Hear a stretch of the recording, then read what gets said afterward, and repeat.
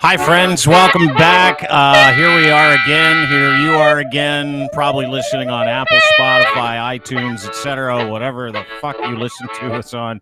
It could be on YouTube. If you hit subscribe to the YouTube channel, you might be saying hi to us there as well. Dean Blunt. It's on my computer. It's on Lachlan's computer in Edmonton. It might be on your phone if you're driving around, but welcome to the podcast. My name is Dean. That is Lachlan Cross, as you hear, and we've got a ringer in today because we got fucking serious yesterday, and what I like to do is talk about completely different things the very next day, because when we get serious, it's like, it's not that I feel it's a waste of time. I feel like it's great time spent, but my hamster wheel doesn't work like that. Like, I can't do two serious shows in 2 days in a row because I'm starting to lose my fucking mind. So please welcome back to the program a friend of ours, a friend of yours. If you listen to radio in the Durham region, which is a beautiful little hamlet outside of the GTA, Oshawa, to be specific. He's one of the hosts of the morning show on 94.9 The Rock in Oshawa, Alberta. Please welcome from the Craig Ben and Lucky Show, Mike Luck. Ladies and gentlemen, Mike Luck joins us on the big program today. Nice to see you, Lucky. Good to see you, buddy. Hey, good to see you, Diener. Hi, Lachlan. Yeah, it's weird. Oshawa, Alberta. Mike? That's a new one. Yeah. Did I say Alberta? Yeah. He's just mixing up you and I. I'm in Alberta. You're yeah. He's drunk. No, I'm not. I don't drink, but it's the same. It's the same to me. If you've been to Oshawa, it has a real fucking Alberta vibe. Greater Toronto, Alberta. Yeah. I don't care. No, I know you don't. But if you like, how do you? If you haven't been to Oshawa, like if you live in the Greater Toronto area, Locke, you don't. You've been here a couple of times. It is literally like mini Alberta and Oshawa. Very hardworking people, super blue collar town, very practical, very down to earth, probably a little more racist than most communities. Unemployment's a little bit higher in Oshawa than it is in other places. Like I said, real hardworking town, right? Because you got a bunch of, manufacturing jobs out there, and that ebbs and flows. But it's a hearty group of people out in Oshawa. It really is. Yeah, it is. I mean, I grew up here and in Oshawa, and it's weird. It's like Alberta, sometimes like Arizona, because there's like a canyon between here and Toronto, like that Don Valley Parkway. That Don Valley can get very deep, and for some reason, people on the East End are very afraid to cross it to get into the city. They're very proud of being outside of the city, and the venture in is like, you're in carriages and wagons sometimes to try and get down there. It's so painful. And if I may say, Locke, Oshawa hates Toronto almost as much as the West hates Toronto. Okay, there's a real I hate Toronto doucher you and I right vibe. Here, Mike. Yeah. You and I. Shit all over the center of the earth today. Is there a Robin's Donuts at Oshawa? In Oshawa? There used to be a Robin's Donuts, actually. I know, they keep going away. Did there? Right. There used to be a Robin's Donuts. Not anymore. There's a couple of Tim Hortons. That's about it. You got an Arby's out there? You got an Arby's? We do have an Arby's. Yeah, Arby's. Absolutely. There we go. I could live there. Yeah. More beer stores per capita than any city in the country, by the way. I don't know if you know that. And microbreweries now, too. There's a lot. Yeah. You can't beat Alberta. There's no way that Oshawa has more beer stores than it's close than Edmonton. There's no way. Dude, I'm telling you, it's close. These people are so. How many people in Oshawa? A couple 100,000. Yeah, a couple 100,000. Okay. All right. Do you have is there a give or liquor take 100,000? Like every strip mall, is there a liquor store? 6 that listen to us. I know that. That's good. Yeah. What's that? Sorry, Locke. Is there a liquor store in every strip mall? Not a liquor store in every strip mall. No. Okay. But there's a lot of wine counters, wine experts, and yes, massage parlors. Yeah. Yes. The massage parlors are big out there because divorce is like 80% in Oshawa. That's pretty sure. So guys got to get it somewhere. No, Oshawa's a great town. And he's been the voice of the Oshawa Generals for how long? 10, 15 years? 15 years now, yeah. 15 years, play-by-play for the Generals. Not only does he do that, so the dude's got 3 fucking jobs. Not only does he live in Oshawa, not only does he do mornings at 94.9 The Rock, not only is he the play-by-play man for the Oshawa Generals, this last year he realized a dream, and he is now calling NHL games, doing play-by-play for the NHL, and I shit my fucking pants this year. Because what I did was I turn on a game out of nowhere, and I'm like, is that is that Lucky calling a game? And I'm like, holy shit, he's calling an NHL game. And I've got the pleasure of knowing Lucky for a couple of years because they had invited me on the radio program for a couple of years down in Oshawa, which was a lot of fun. I'd go in like once a week and we'd shoot the shit, or I'd call in. So I really got a chance to develop a relationship with Lucky. And Luck, that was like, for me, that was like when you hear the dream of a friend of yours and you don't see him for a couple of years, and out of nowhere he's fucking living the dream. But tell me about that, because like you've been working at this craft for a long, long time. Yeah, and I think the dream is exactly how I describe it, Dean. It was, some people think of it as the goal, and you get into this business saying, hey, I want to do NHL games. I never quite really looked at it that way. For me, it was always the dream. I love doing the general stuff, but I've been in touch with Sportsnet and Rogers for quite some time, and trying to get an opportunity and just keeping my name in the back channels there to see if anything could come about. And to get that call was something else. Rogers Hometown Hockey for a couple of games, and then put my name with Hockey Night in Canada. It was pretty awesome. Wow. Yeah, well, dude, like Luck, think about that, right? Like, you grow up. We're kids. We're roughly the same age. I think Lucky's in and around mid-40s. Is that not correct, Luck? Yep. Yeah, in and around mid-40s. And, you and I got to live our dreams, do radio at a pretty high level and seek that thing and get that thing. Lucky's been doing, like, radio on the side for, like, 20 years, calling Generals games because he loves it that much. And then this year, your breakthrough, like, what happened? Because what was the first game? What was the first matchup? It was Ottawa, wasn't it? Ottawa-Boston in Ottawa. And listen, things have to fall into place. You guys know that in this business, it has to go the right way sometimes for you. Again, I'd had my name in there. I tried to keep in touch and just say, hey, we're here if you need anyone. And I didn't think it was going to happen. I got a chance to do one game in the CHL National for Sportsnet. That came about a few years ago. And then they dropped the coverage at Sportsnet for CHL this year. And I thought, boy, that was it. But I kept just making contact. And then when the Olympics came along and the NHL decided not to go, it left that window open for games. And the NHL filled it with games. And so they had extra games to cover, and they needed a couple of guys. And they needed someone, I guess, here in Ontario to get to Ottawa. And mine was the name on the list. So to get there and to do that, it really nerve-wracking. I was worried about two things, really. One was COVID. Please don't come in near contact with it or close to it. I don't want to ruin an opportunity because I can't leave the house for a few days. I think it was about 3 weeks out from the game when I got the call. And I thought, oh, my goodness, I think I stapled the kids to their bedrooms and just said, listen, you can't go anywhere. And like threatened them, you keep that mask on or else. And thankfully that I see you at Chuck E. Cheese. It's over. Oh, you're grounded. Yeah, no, you can't go to a birthday party. I'm sorry. Mom, dad. You're grounded for giving me. You're grounded for giving me COVID, but Dad, I haven't left the house in a month. Yeah, but if you do, this is a preemptive fucking COVID grounding. Yeah. So, and then the other thing was just the sight lines. In Oshawa, we got a perfect perch, just about 50 feet above the ice. It's a great view, great line. NHL rinks are substantially bigger, and in Ottawa, the booth is actually at the top of the nosebleeds. It's way back at the top of the arena. I was worried about what I'd be able to see, and you've got enough going on in your mind when you get to that, all the stats and everything that's going on in the game. The speed of the game changes, and then the distance from it. But it was a pretty awesome experience to get that call again from Hockey Night in Canada. And I said to the producer before, what do I say going into commercial here? Is it Rogers? Is it Sportsnet? And he's like, just say Hockey Night in Canada. I'm like, oh man, the goosebumps hit right there. Pretty awesome. A little chub? Did it? Yeah. Oh yeah. I thought I screwed it up actually. I thought I was really going to screw it up early because and they had said because you hadn't been on a game before. I said you're going to have to go on camera. I thought it's fine. It's a couple of seconds, but I'd rather do it like in the middle of the game. Like no, right off the top. I'm like, oh crap, I'm gonna blow this before I even drop the puck. There's confidence.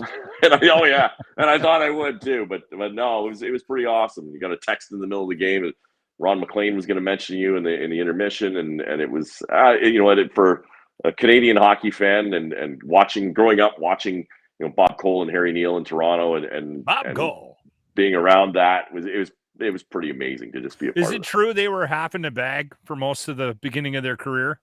I don't know. I didn't meet Mr. Cole, and that's how he's referred to around those parts. And Yeah. And dude, he's still trying to get a gig next year, so stop asking him those fucking questions. That's right. Right. His name's on the list still for next year, so chill the fuck out. We're not trying to get him fired before he gets hired. Mike Luck is our guest. He is the co-host of Craig Van and Lucky in the Morning on 94.9 The Rock. He's also the voice of the Oshawa Generals, and he's doing some Hockey Night in Canada games, NHL games, live dream. You said when you got the call, can you tell me about that? Can you take me through that experience? Because I love living these experiences with people when they go through them. And if anybody's gotten a call for a big gig that they've always wanted, and they're actually, the door opens, that is fucking brain food for me. So what happened? I joke all the time, Dean, that when my phone rings, I answer. Like everyone screens their calls now, and if I see like an NHL city that's prank calling me or whatever kind of dial center it's calling from, I still answer it because in the back of my mind it's like, oh, Arizona. It could be. Could it be the Coyotes? And it's Amazon, and your package has been lost. No, it's air duct cleaning once again, but it's just so annoying that way. Yeah. And so I think I got an email just saying, hey, haven't talked to you in a while from Sportsnet and a VP there that I've been in touch with. And he said, listen, can you send me some of your most recent stuff, like game calls, a demo? And I did. And I kind of said to my wife, I'm not sure, there's no CHL stuff right now. And the Olympics is all CBC. So, what could this be? and then I didn't hear anything back for like a week, and I thought, oh crap, this is again maybe the demo sucked. It's over. Maybe I should have sent something like from at least 2018, and not my demo from when I was about 10. But yeah, and so when the phone did ring, and I saw okay, it said Sportsnet, and I thought, my goodness, here we go. And it was just that it was awesome. Just to hear we need you. I've got not one but 3 NHL games, 2 Rogers hometown hockeys. It would be Ottawa Boston, Ottawa Washington, and then back again for Ottawa Boston on hockey night. And just right away the knees get a little weak, and you think, my goodness, this is a chance to call an NHL game. It's going coast to coast, and it was just awesome. I think it really was. It was a dream phone call. I got a call, or I think a day later or so, from one of the producers on Hockey Night in Canada, and I wasn't at my phone at that time, and he left a voicemail, and I saved that voicemail just to hear Hockey Night in Canada and my name, just hey, it's so and so from Hockey Night in Canada, and just wanted to get in touch with you. Happy to have you aboard, and want to talk about what it's going to be like in the gameplay and that sort of thing. And I don't even remember. It was all pretty much a blur, really. They mentioned some stuff, and I was okay. Well, I think I'm going to Ottawa. That's all that matters. Yeah. Did you get to hang at all with McLean, with Ron? No, actually, never really even in the same building, because they do that out of Toronto. I was in Ottawa for a couple of games. I did one game remotely from the Sky Dome. In fact, actually, at Rogers Center, they had set up booths there because of pandemic and border restrictions at the time. They weren't sending broadcasters across. You're actually calling it off the TV in Toronto. So that was another kind of aspect to it. I'd never done that before. So here we go. Oh, so holy shit, you're totally out of your element, number one. Number two, they put you in a thing and you got like limited scope of the ice, and all the tools that you have normally to call a game are not at your disposal. So atmosphere, right? Yeah. That big difference, right? Huge difference in a lot of play. Like, I talk to guys like you that call games from time to time, and they'll say the same thing. They'll say, "Hey, listen, it's easier to call a game when you're going up an elevator at the building and you got a coffee and everything's calm and everything. But when you get into the game, it's not the same. It's like it takes some of the enjoyment out of it." So your first game was literally not an in-person game, or was it an in-person game? No, first one was in person in Ottawa, and then the next day did Ottawa, Washington, from Toronto, in Washington. And it's travel. because of the travel and listen, if Mhm. you get stuck there, we're all vaccinated and everything, that's fine. It wasn't about could you get across the border. It was more if you're there and have test positive, you're stuck there for a couple of weeks, right? So Yeah. now in the playoffs, they've got guys traveling to the States, and border restrictions are open a little more now, so they can get people traveling to the States, and it works out well. But at the time, calling it off too was a different experience. Just you're literally watching the TV and calling it. To practice, I had my boys on the PlayStation, set up the teams, and I called the PlayStation game with them playing, and they loved Yeah. it. It was that's literally how I practiced it. Are you serious? You got ready for you. for so this is fucking unbelievable. You got ready for your first hockey night in Canada game or your first NHL game by letting your kids play PS5 and like NHL 2021 or whatever on PS5, and you just sat there and called the action. Smart. And they thought we muted it. I called the action as it was going, and they thought it was absolutely amazing because one, the camera angles are pretty damn good there, and the graphics are amazing, and the gameplay was like it, right? They're changing lines, you're just picking up jerseys numbers, and off you go, and it wasn't a bad practice element, to be honest, to get ready for. Very smart. Yeah, very Dude, smart. that's a life hack. That's what the kids call it these days. You fucking dealt with what you had and you did your best with it.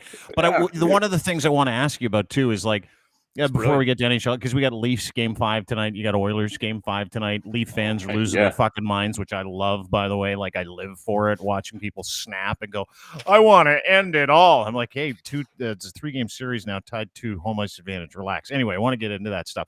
But the stick-to-itiveness, a lot of people aren't as resilient as you. I mean, you were at this for a long time. And no slouch either. Like you're one of the best in the business. You call games for the Generals. You've been doing it now for 15 years. Oh, no. I mean that from the bottom of my heart, not just as your friend and someone who can beat you at golf, even though you'd like to say that you're better than me, even though you're not, because we played once and I did beat you by a lot. So anyway, my point is this, is that you might be good at everything, but you're not as good at me at golf. That's my one point. The other point is this, is you stuck with it. I'm glad you got that in there. Thank Dean. you. I had to because he talks a That's big game in important. text. He talks a big game this Lucky. He's like, bring your game out. And one day I went and brought my game out, and it was a hose job. I had to leave, too. I'm like, well, sorry, he called me. Lachlan, to be honest, we met at Wooden Sticks. Yeah. Dean showed up for the first hole. I think he birdied it, and then he moved on to the next group. So he beat me for a hole and then took off. And then was like birdie par. I think I even eagled a hole. I was like 5 under at the turn. I'm like, what are you? He's like, I'm 100 over. So anyway, I don't want to. Semantics. That's semantics, of course. He did call me just before we went on and said, I'm going to try to get this in. It's about golf and it's about how much better I am. If I don't, remind me. Yeah. So, remind me, because I can't let Lucky have this shining moment where we're making his head all big and I have to shit on him at least once about something. Sorry. No, I'm kidding. But the resilience, right? Like, you were at this thing for a long time. What advice would you give? Because there are a lot of kids out there like you that are calling games at home on their PS5 that want to do what you're doing, that didn't get the opportunity. They're like 22. They hear that you're in your mid 40s and you just got a fucking break. And they're like, I got to do this for 20, 45. Do this. But like, were there moments where you were like, I don't know if it's ever going to work out. I don't know if I'm going to get that opportunity. And what kind of kept you going? Is it just the fact that you love doing it? Like, would you be doing this regardless? Was the NHL your goal, or was just calling games your goal? And what would you tell one of those kids today? Well, I mean, I think I got into it just because I loved it. I loved the opportunity. I didn't play hockey at a high level, and knowing that when I first started, it was with the radio stations, in fact, that covered the Generals games, and so I did a couple of games and did color commentary for several years, actually. But then realized that, what, I would never make it anywhere further doing color commentary, because those jobs go to former players and guys with pro experience. So I play-by-play is a skill, and you have to develop it, and you have to really work on it. It's something that it takes time, it takes repetition. It's not easy to do, it's not easy to get into, and that's if that is your goal, if you're going to sit at home or get into radio or television at college and say that what I want to do is play-by-play in the NHL. It's, when you think about it, there's only a certain amount of jobs, especially at the national level, there's about 7 or 8 people, maybe a dozen in the country who get to do it. It's easier to get to as a player, perhaps, in some senses. And there are millions of us doing it in our lazy boys as the game's going on, by the way, just so you know. Well, and that's it. And I've always kind of kept the mindset doing, Generals on local Rogers TV when I got that opportunity. It's local TV, it's volunteer TV, and it's not easy to do because you have to do all the prep yourself. But I always keep in mind that if I don't want to do it, there's a lineup of 100 guys who would do it for free right behind me. So if I want to screw it up, they're going to give it to one of those guys. And so you have to, like anything, you got to put the work in. And if it's something you want to do or you love to do, then it doesn't feel like work all the time. There's certainly times it was, and yes, there were times where I kind of looked and said, why am I doing this? I've got, a wife and a couple of kids at home who are probably not happy with me leaving for 50 nights a week to go, call a junior hockey game and get on a bus to go to Kitchener, as lovely as that is, and get back at 2 a.m. and get up and go to work. It is in some senses a labor of love. And again, for me, calling NHL games was a dream. It wasn't like I'm going to do this to make it to the NHL, because I didn't think it was actually that possible to do. To get that dream phone call is amazing. If you're going to get into radio and say, I'm going to work at one station in Toronto and that's where I'm going to be and that's it, then you're limiting yourself, and you have to kind of keep your options open. But if you love to do it, then it's not going to feel that bad.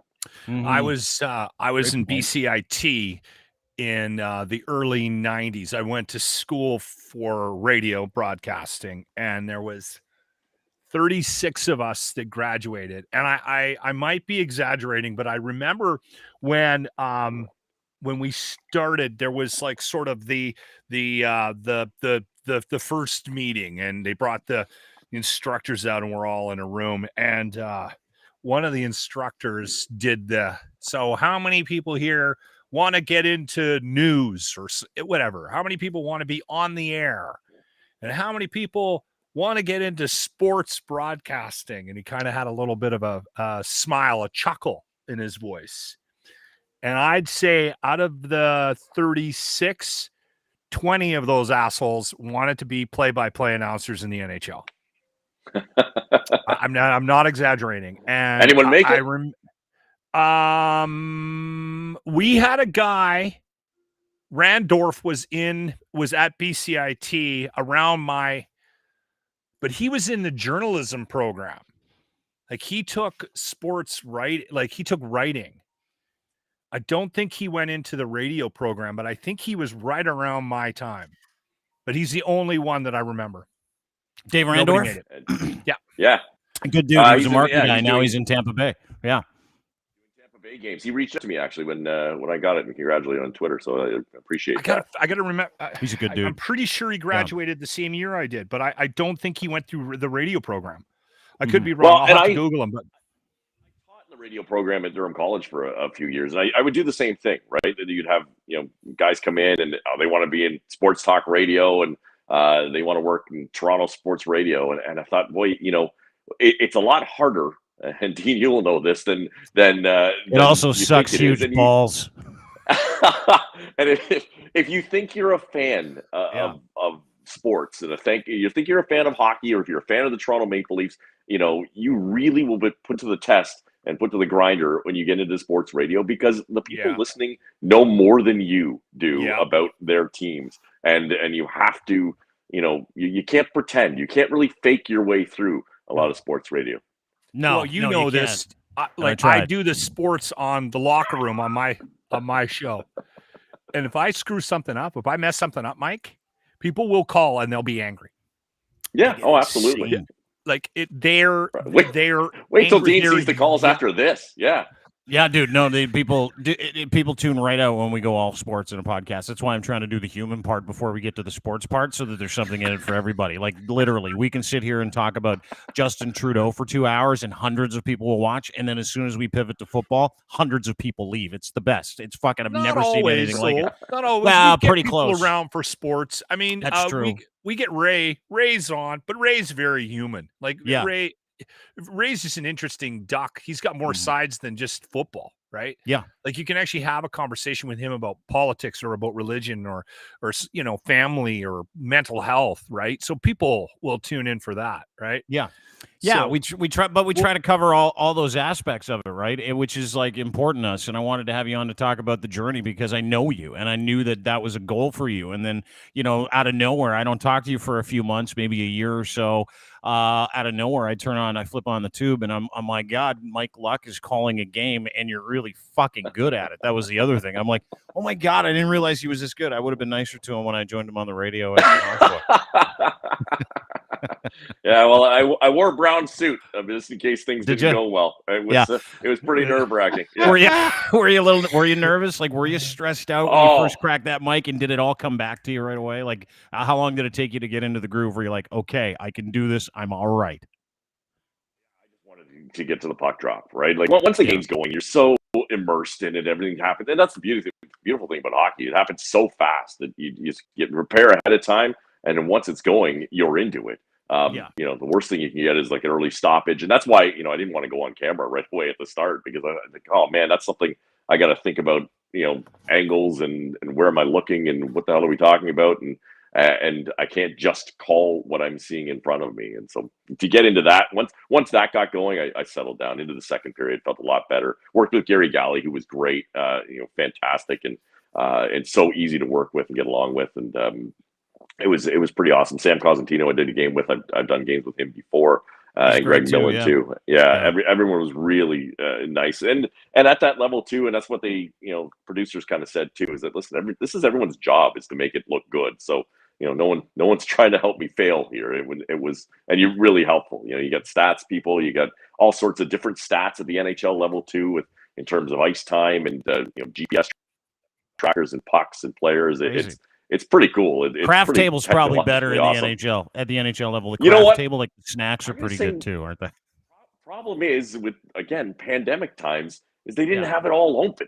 So I kind of missed out on that. I was hoping for a better spread, but whatever. I'll get by and Dude, in the Leaf press box, they've got like boxes of Haagen-Dazs. They give out free chicken wings, Coke. What? I know a couple of like journalists that sneak in flasks and get wasted and write stories and stuff like that. And they're like, hey, don't worry about it. You can totally do what you got to do up here. It's the gondola. It's okay. It's no big deal. Guys doing sniffs back in the 80s, they don't do that anymore. You can't just roll into the gondola and do a bunch of lines. You just can't do it anymore. They frown on that these days. Yeah, they don't look kindly on that. So let me get to a couple of things. So I want to get to the NHL playoffs. We got 2 Game 5s tonight. We got Leafs, Tampa tonight, 2-2. Watched everybody shit their collective pants after that 7-3 loss. Loved every second of it. We got the Oilers, too. They're 2-2 now, tied with the Kings after a drubbing 4-1 in L.A., and that was after feeding L.A. I could be wrong, but other than the Avalanche series, which ended last night, is this the most competitive NHL playoffs you've seen in a long time? Like, these games, it is incredible to watch. Yeah. Even last night, watching the Caps watching the Caps lose in overtime. It could have been 3-1. That series is 2-2. What do you make of just the parity in the playoffs? Series is it's incredible. It's been amazing. One, look at the Eastern Conference, right? Every team in the wild card spot had 100 points in the regular season. It's the first time that's happened.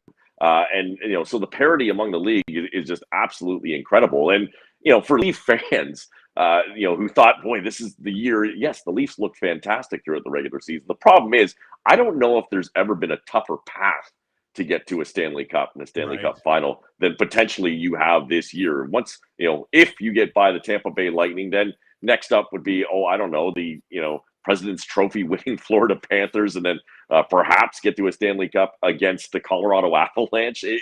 You're talking about an incredibly difficult path to get there because of the parity in the league. But for the fan standpoint of it, as close as all of these teams were in points in the regular season, you're seeing teams put up 7 and 8 goals on multiple opportunities in this first round. There's been some high scoring games. You've got look at Pittsburgh Penguins putting, Igor Shesterkin out twice. This is likely the Vezina winning goaltender who's going to be pulled 2 games in a row in the playoffs. Mm-hmm. Yeah. You know what I find interesting about it is our lack of memory about what this is, what the playoffs are. And maybe it's just the Edmonton fan base or the Toronto fan base or whatever, but because I see it on both sides of the country here. But I remember when the series started and Edmonton lost the first game and everyone was freaking out. I was like, did you think they were just going to, the Kings were just going to let them walk all over them? No, this is playoff hockey. Settle in, Toronto. This is not a easy path here. This is going to go 6-7 games. Your team is going to have to lose a couple if it is going to go 6 or 7. And I find that interesting. We still seem to forget when you've got a decent team or you got a hot player or there's these expectations that we have in these Canadian cities that the playoffs are the playoffs and these teams just don't fold. They get there. Did you ever notice too that the expectations of those fans and those like we have shirts that we're dying to sell called the Decades of Disappointment shirts, dying to sell them.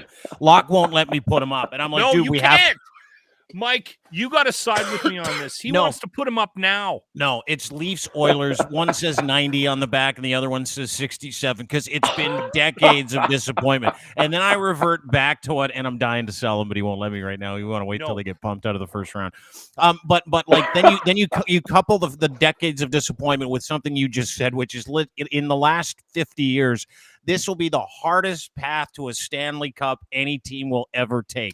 And we're seeing it in the results. You're seeing almost every series tied or within a game. You're seeing blowout for one team. Because listen, the parity in the NHL playoffs isn't a microcosm of how these games are played either. Like, one game a team loses 4-dick, and then the next game they come back and they win 7-1. That's happening in the Edmonton series. It's happening right now in the Leafs series as well. You've got a bunch of games going on overtime, but I'm just talking about here. But it's like flip, flop. Like one team blows out another team, and these series are all tied at 2, which is amazing to me because I don't even know what it says. Does it say like, hey, listen, home ice is a big deal, or that first game of a series is a really big deal? Does it say that one team takes a day off? Some team fucking gasses it for a game. They win 7-2. They got nothing in the tank for the next game. Like, what is that? What is happening specifically in the Leaf series? Well, I think, we've always said teams have to have short memories when it comes to playoff series. Every game is so important that you can't think ahead and you can't worry about what happened in the past. Whereas fans have long memories, right? Everyone in Toronto is fixated on 67 and 67, and oh my God, they haven't won since 67. Sometimes they forget there were only 6 teams in 1967. They only had to beat 5 to win the Stanley Cup. And what's interesting is when fans have short memories, it's thinking back to last year, right? Like it's almost like the pandemic hangover is still happening when you look at the Leafs and think, boy, you can win. They can beat all the Canadian teams, but oh yeah, crap, you got to play some American ones too. It's a bit different. You look at this Leaf team and say, yeah, they could beat Montreal in the first round now, not last year. And then you get a juggernaut like Tampa Bay, and you have to think, holy crap. Yes, the Leaf fans go nuts on a win. They won game 1. And I was talking about the parade route, right? Like, it's going to start at Exhibition Stadium and make its way but around you did that to be a dick. You did that to be a dick, to be fair. Of course, but, yes, because that's what fans do. And just because, there's so many bandwagon jumpers who, have very flexible ankles jumping on and off that thing. It's pretty crazy to watch. And then they'll, the heartbreak of a loss. Everyone says, oh, man, they lost 7-3. How you lose 7-3 in game 4? Well, you got to remember, there's 2 empty net goals in that game. It's a 5-3 loss, but the fact of the matter is they were down 5-0. They were out of it. The fact that they came back is perhaps good, right?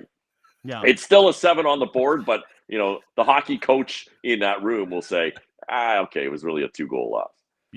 Yeah, but listen, you can watch a game like that technically because you've got that emotional governor, and you're not really invested because you call games to call games. You're not calling games because you love these teams, or you only call games for your favorite squad, right? The people that are super pissed after these games, like I was floored by some of the tweets from people, and I'll bring this up. This was a Leaf fan the day after they lost the game 4. Keep in mind, it's now a 3-game series. Home ice advantage still in your favor, still right? 2-2. Like the advantage is 2-2. It's a great series. It's not over. This is a tweet someone put up. I'm depressed. I hate my life. I can't do this anymore. And then I found this today. Dude, I got to play this for you, though. This is another dude. I guess Global News caught up with people outside of Maple Leaf Square, which is kind of unfair. Most of these guys are probably high, tweaking out like you wouldn't fucking believe, or they're just wasted.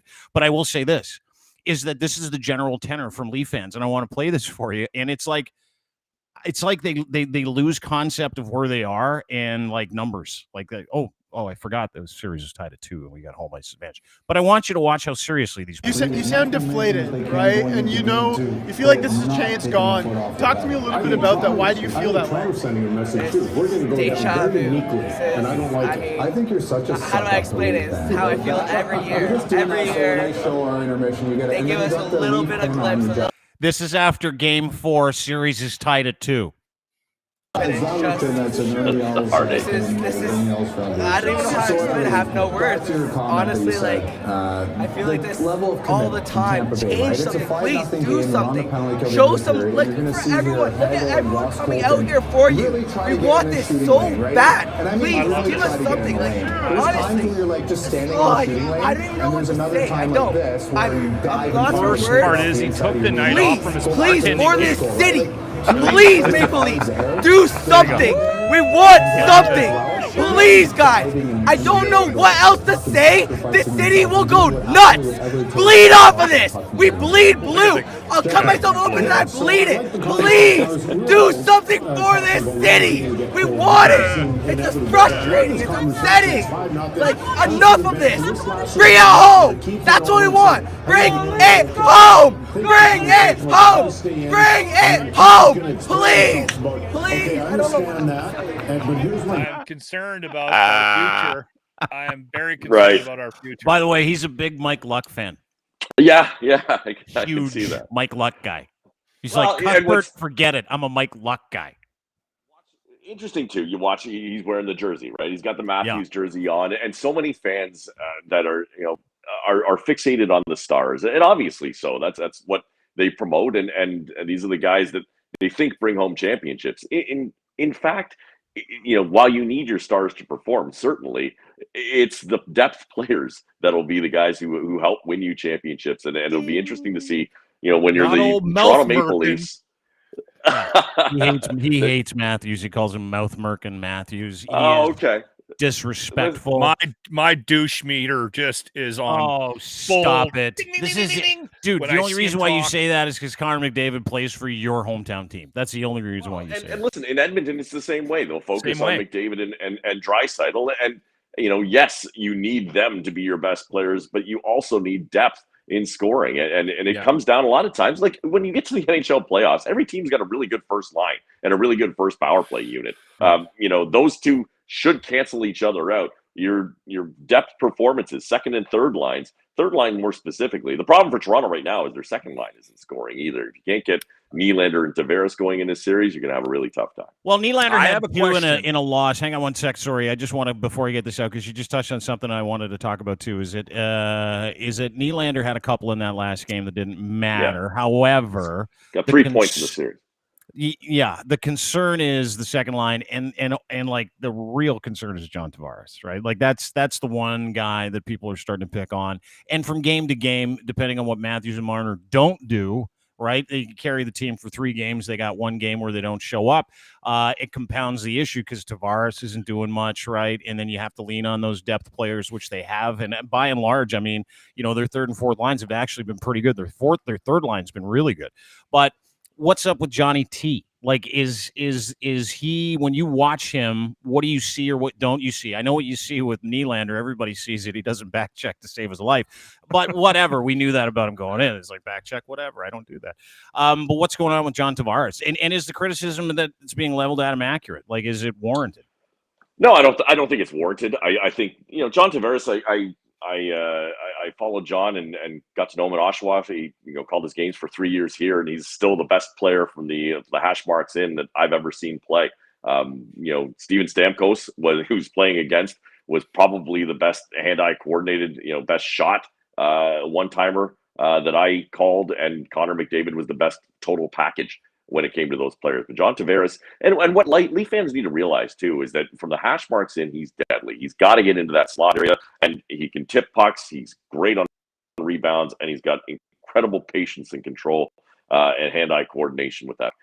Problem is, in the playoffs, things get really crowded in that area, and I think you get him in the slot, and you got to get him going on the power play in the slot area in that role, and you'll find he'll get going and get some success. But Leaf fans have to remember that they owe a lot more to John Tavares than these first couple of points. It's my contention that this Leaf team is nowhere near what it is now without John Tavares. And the reason being is, for the longest while, no one wanted to come home to play. No one wanted the pressure of playing at home in Toronto, to be the hometown guy, to lead them back to the playoffs. John Tavares is the first real one to take on that pressure. Mm-hmm. And with him doing that, it invited other guys to come back. Wayne Simmons probably isn't here. Jason Spezza definitely isn't in Toronto without John Tavares. And Joe Thornton a year ago wouldn't have been in Toronto, I don't think, without John Tavares, because no one wanted that pressure of having to be the guy, the hometown guy that's going to come back and take the team to the promised land. Tavares took that on, and he still continues to carry that all throughout this too. Yeah. Are and you he doesn't noticing, care what people think about him? Sorry, Mike, are you noticing in this early stages of the playoffs a consistency with how the reffing is? I mean, we've talked about the parity, right? And how close these teams all are, and how tight this is, and how difficult it's going to be to get to the point where you're lifting the cup. But I'm interested, especially in Edmonton, and they have been fairly consistent. And I think this is part of the reason why we've had like so many games that aren't close. Like, we're having these high scoring games. I think it's the consistency of the reffing. Do you agree? I think you're probably seeing a lot more power plays through this playoffs than you've seen in years past, and calls that fans will complain about, that they're cheap calls. They are penalties, but there's that whole instinct that they're okay there, or the line of thinking that there's a playoff penalty and a regular season penalty, and that we're seeing a lot more of them here. I think the problem for referees, and I feel for them in this, is that you've got so many video replay angles and so many secondary takes on your calls that you just have to call it as is, and call what you see, and call everything that you see. You'll have the NHL and player safety and stuff to back you up on a lot of those calls with fines if you don't get it right. But in the end, I think you're seeing consistent refereeing in terms of a lot of penalties being called, and it's putting pressure on the power play and penalty kill to get things going, and that's been pointed out as part of the problem for the Toronto Maple Leafs. If you take a lot of penalties, and they went into this series saying it's going to be physical. All right, we're preparing for a real battle, a war. It's going to be a dirty, heavy series, and with that, you dress guys like Clifford and Simmons, and you're looking for toughness out there. And then Clifford gets a 10-minute major, and he fucking leaves the game in the first 5 minutes, and they win it. Well, and in Game 4, you take a 5-minute penalty in the first couple of minutes, and all of a sudden, Austin Matthews isn't on the ice for 6 minutes, and that's you can't have that. It's very difficult on star players who are used to playing 17, 18, 20 minutes or more to all of a sudden start a game by sitting for 5 or 6. Mm-hmm. That's a great point. Yeah. We don't talk about that enough. It works both ways, though, right? Like, did you watch the last Leaf game? The power plays. Yeah, I've watched most of the Leaf games because they're on earlier than the frickin' Oilers games. Oilers games are starting at 8:00. Did you watch that? Yeah, I know it's late for me. I actually stayed up and watched the last one too, which was great. But did you, because they lost? Did you notice that? Sorry, I like that too. But did you notice in the last Leaf game they had the two officiating crew, right? One ref called like I think nine minors. The other ref called one. Like, to me, that's a problem. And I think when you look at the game and you watch how the game played out, and you take Austin Matthews off the ice for that period of time, and you got one referee consistently calling things and the other referee is not, say what you will. I mean, the narratives that come out of that for Leaf fans was like, that guy hates the Leafs. That guy's a Tampa Bay fan. That guy's a homer. But it's consistent because every team in the NHL has bitched and whined and moaned about refereeing and how inconsistent it's been. Right. And that's what players want in the playoffs. Hey, listen, call penalties if you want to call them. But I think the Leafs had a legitimate gripe after that game, and I think they should have bitched and moaned even though they didn't. I think the difference is, Mike, is that they haven't put the whistle away this year. Whether it's consistent is another conversation, because depending on who you cheer for will depend on your view on whether or no not one will it's ever see that the consistent. same. Yeah, you're never going to be able to see eye to eye on whether or not that call was right or wrong. That they gave Johnny Hockey a penalty shot last night. That wasn't a penalty shot. That was a penalty. That wasn't a penalty shot. With the concussion, by the way. Did you see him get rocked Yeah, he earlier got in the game and he came back with a concussion? They're like, oh, he went to the Ironically, the penalty shot is the one call that isn't called enough in hockey, because by I would agree with you, definition, that is a penalty shot. That what happened there. The problem is it's never called as one. Well, a penalty shot doesn't have to take away a scoring opportunity. It only has to lessen a good opportunity towards the net on a free chance. He was open, free. That little hook, as chintzy as you might think it may be, it lessened his opportunity to score. By definition, it would be a penalty shot. That's just a play that's not normally called. And a lot of teams will take the 2-minute power play. You know, a team like the Leafs that runs around 20% effectiveness or more, and then, let's take the power play and off we go. We're, number one power play team in the league. We'll take the 2 minutes, depending on who would be taking that penalty shot. I mean, Gaudreau made a great move. Don't ask Daryl Sutter about it, but he made a great move and scored on that penalty shot. But sometimes teams want the power play instead. Daryl Sutter's the best. After the game, they asked him about it, and he's like, whatever. He's got a lot of great moves, so I don't care. Got a lot of moves. That one went in. If I want a mauling. I want a mauling for a penalty shot. Like you got and most people do, and most refs do. The problem is, by definition of the rule, it doesn't have to be that. And most people think you have to take the shot away in order for it to be a penalty shot. That's not the case. Thought. Yeah, you have to actually impede. Rule, no. Yeah, you have to be the player's ability to go to the net has to be impeded to the point where it takes away the opportunity, right? And that happens all the fucking time. I mean, the wording is it lessens the opportunity, not takes away completely. You can still get a shot away. Yeah, it's lessons. Yeah. What happens? What happens tonight? Give me some thoughts. I want Leafs. Leafs, Tampa Bay. I have them winning 4-1 tonight and then winning on the road 3-1. That's what I think, because I'm an opportunist, and I see an opportunity to sell T-shirts after it doesn't come true. What do you think? Sorry, you have Leafs winning or I have them winning at home tonight 4-1 and winning in Tampa 3-1 Game 6 and putting it away. Yeah. I called Leafs in 6 at the start of the series, and so this would be consistent. I think you get a bounce back game. The problem is no team obviously has won 2 games in a row in this series, and that's been really difficult. Obviously, both teams have been able to win on the road. I think the Leafs bounce back in this game, and I really do. And I think they, with home ice advantage and that last change being so important, they get a chance to get Marner and Matthews out a little more, maybe get Tavares and Nylander out in some favorable matchups. And really get an opportunity to control the pace at the way that they want to. That being said, I don't think Andrei Vasilevsky has played his best in this series either. No, he seems gettable, doesn't he? Like for the first time ever. Very much so. Yeah. And there's a goaltender. Both he and Campbell are capable of stealing games at any point. But I fear the fact that Vasilevsky hasn't been up to his normal pace yet. Mm-hmm. You got an Oilers prediction for Game 5 for tonight? They're gonna walk. You know what? From the human aspect, I was sad to see them lose because of that great Ben Stelter case that's going on. That young boy who was in the building, and you would have thought they would have pulled it through, and this would have been a great to see.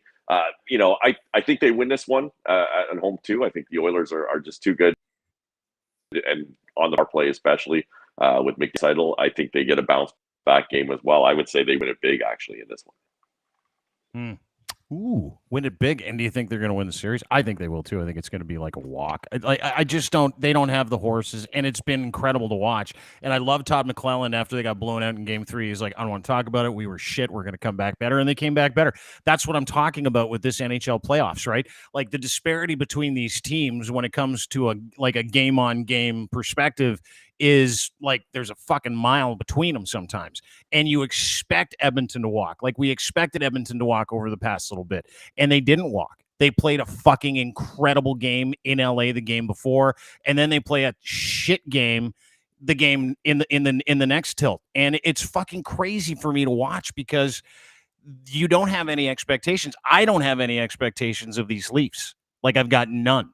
I've got no expectations of what Toronto's going to do. I've got no expectations of Toronto winning this series. I've got zero expectations in terms of whether or not they're going to get past the first round, to the point where I feel like if they do get out of the first round, it's uncharted emotional territory. Like, to the point where I don't believe that they're even tied 2-2. Because we've had so many 3-1 leads. We had fucking, what did we have last year? You had Montreal, you're up 3-1 in the series and you lose. We've seen collapse after collapse, whether it's been up 4-1 in a game in the third period. I hate to bring that loss against Boston, but it's just been the same shit every single year. And it seems like it never, ever, ever changes. And if you're a Leaf fan or if you're an Oiler fan, to my point, Locke, I sense the anger and the frustration for a lot of people because, right, you're literally in no man's land right now because you're tied at 2. Last year you lost to Winnipeg, was a terrible fucking go. The year before that you lose to Chicago. Yeah, another terrible fucking go. Same thing with the Leafs. You lose to Montreal. They barely got into the playoffs. They made an incredible run to the Stanley Cup final last year. This year they don't even make the playoffs. None of it makes any sense. Like, you can't put your expectations in this according to past results. So for me, I would love to see the Leafs win. You would love to see the Oilers win. But I think that the last 15 to 20 years, maybe 30, 40, 50, yeah, I want to see some Canadian teams actually get out of the first round and make a run. It was actually fun last year watching the Canadians, as much as I fucking hate the Canadians. Cannot stand them. No, it was kind of nice having a NHL team. I will cheer Canada for being the every other team ahead of the Montreal Canadiens. If you put a cricket team in there, I'd go buy a jersey for a cricket team before I bought a Habs jersey and cheered for the Montreal Canadiens. I don't think you clearly understand my hatred for the Habs. I think you're right, though. I think you have to be realistic and you can't have expectations based. That's a really good point. I think we take too much. There's too much of a conversation about what happened last year and how much of an impact it has on this year. It's a whole new year. And you also have to be careful about the team that you're playing. Like, you can't just expect that they're going to roll over. The Kings limped into the playoffs. And I thought, my God, there's no way that they're even going to win a game. Like, the Oilers are just going to steamroll them. Yeah. They scored 14 points in games 2 and 3 against the Kings. And I thought, here we go. It's over. They got lucky. The Oilers were a little nervous in the first game. Now they're just going to steamroll them. Of course, they come back in game 4 and shut them out, right? Mm-hmm, so and I think the same thing's happening in Toronto with the Leafs. They're a little young. They're a little bit nervous at times. And Tampa Bay has an experienced team, and they've managed to find some holes in the Leafs game. I think if you compare game 4 between the Leafs and the Lightning, and you take game 4 between the Kings and the Oilers and compare them, I think the difference is I think the Oilers lost game 4 because they had some defensive breakdowns they didn't have in game 2 and 3, and they couldn't get a bounce for the fucking life of them, right? And the Leafs, man, I think they got exposed for being just not prepared to play in game 4. Someone said something to me the other day about the Leafs, Luck, and to Lachlan's point, is like, they're a fucking really good bad team. Yeah. I don't know about that. I think they're a really, really good team, and I think, I think that lineup, that lower half of that lineup has exposed a couple of weaknesses in the sense that they don't know who to start sometimes, right? You want to get your physical lineup in there. At the same time, you need scoring.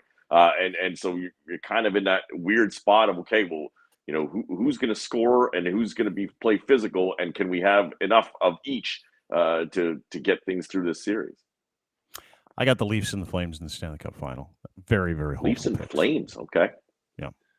Flames are having trouble with the Stars, which is surprising me. I know, and I took the Flames because of that, nowhere to lie, that one game at the end of the series, at the end of the season against Nashville, where they beat the shit out of Nashville, and they came from behind. It was this incredible game. I'm like, the Oilers can't play that. We can't play that. There isn't a team in the West that can play that game. And the only team that can beat a team like the Flames that had, the top three guys had I think they were plus 60 each or more. They each had 40 goals. I mean, I just thought to myself, there's no way Markstrom in that.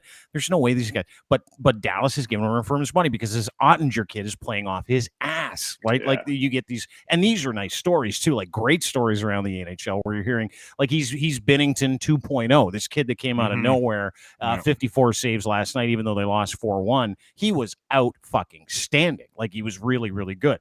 Anyway, I'm enjoying the playoffs, and I'm kind of excited. I'm cautiously optimistic. I feel like we're in a pretty decent place, but I also felt like that last year we're up 3-1 and we lost. So fuck, who knows, Luck? Yeah, and I think, if you can separate the fandom for a moment and just sit back and say, wow, this is pretty awesome hockey. The NHL is back and back with a fervor because you've got such great parity. You've got series that on every night are producing multiple really good games. I mean, you've had triple overtimes, an overtime game last night with a win for it's just every game. Florida have been comeback kids. They're pouring tons of goals in. The Leafs Tampa series is as close as you could possibly get from a team that for Leafs fans is really good, playing against what the ultimate litmus test, right? A team that's won back-to-back Stanley Cups and haven't lost a lot of pieces going for their third. And then, if they look ahead to the West, you got the Flames who are on a roll, Edmonton who can overpower teams at times and then drop a game suspiciously afterwards. And then you've got this Colorado Avalanche juggernaut that, Cale Makar has been absolutely fantastic. He's got more points in the series than Bobby Orr and names that are just incredible in terms of the top defensemen that have ever played the game. And Cale Makar's crushing records. Mm-hmm. Yeah, 9 points in the series, I think. To finish off, 10 points. I think it was the last goal of the game to put it on ice. It's a little cross-ice pass. I've never seen a fucking defenseman wheel like that in my life. He is so good to watch. To get in from the blue line, squeeze down the boards and make that pass across, it's fun to watch.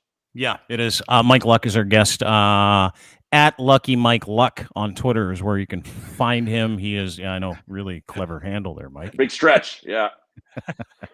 What should I come up with? My nickname and then my full name. That'd be great. Right. But I want to talk about some other things. Did you guys? You're familiar with Elon Musk? I'm assuming there, Mike. Doing a radio show every day.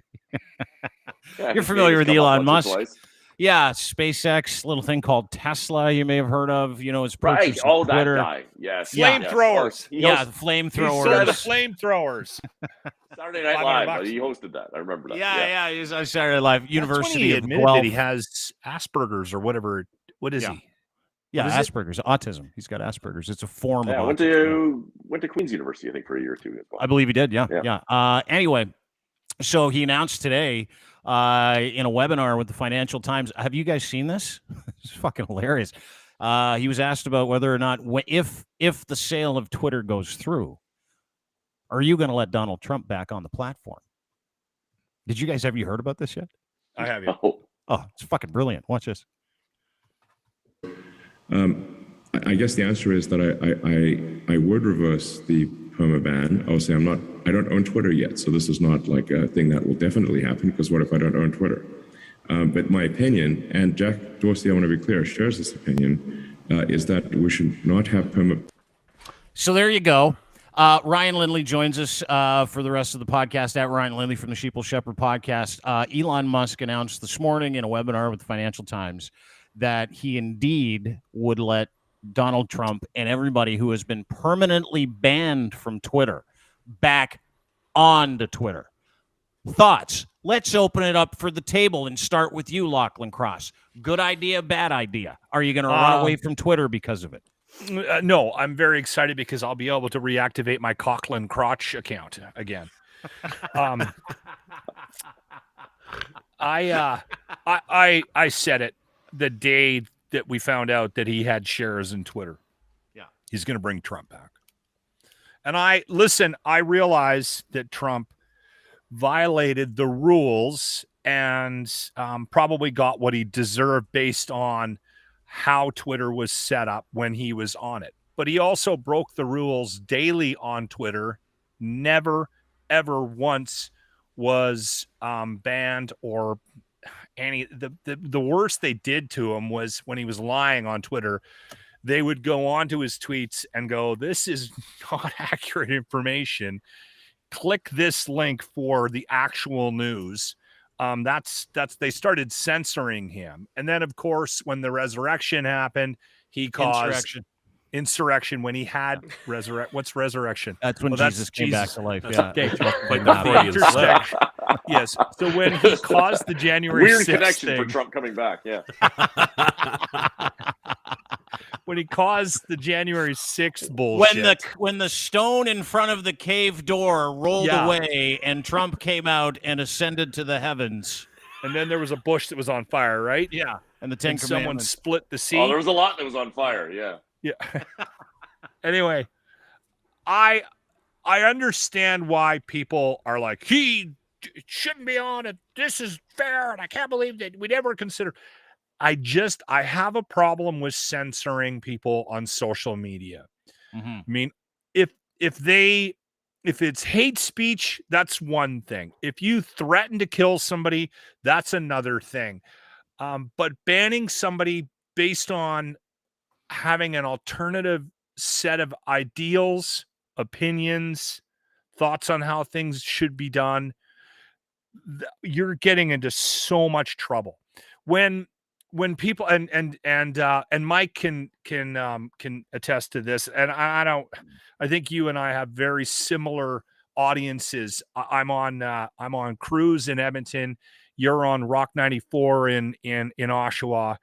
And I think very similar people listen to you, so you get some extreme views from people. Would you be talking about rednecks? Yeah. There's an audience there that whatever, right? All right, that likes rock. Yeah, that likes rock and might be. Listen, when they have an idea in their head about something, when they get a thought in their head and they've been convinced of something. And they get convinced to the point where they think they need to share it with the local DJ to set him straight.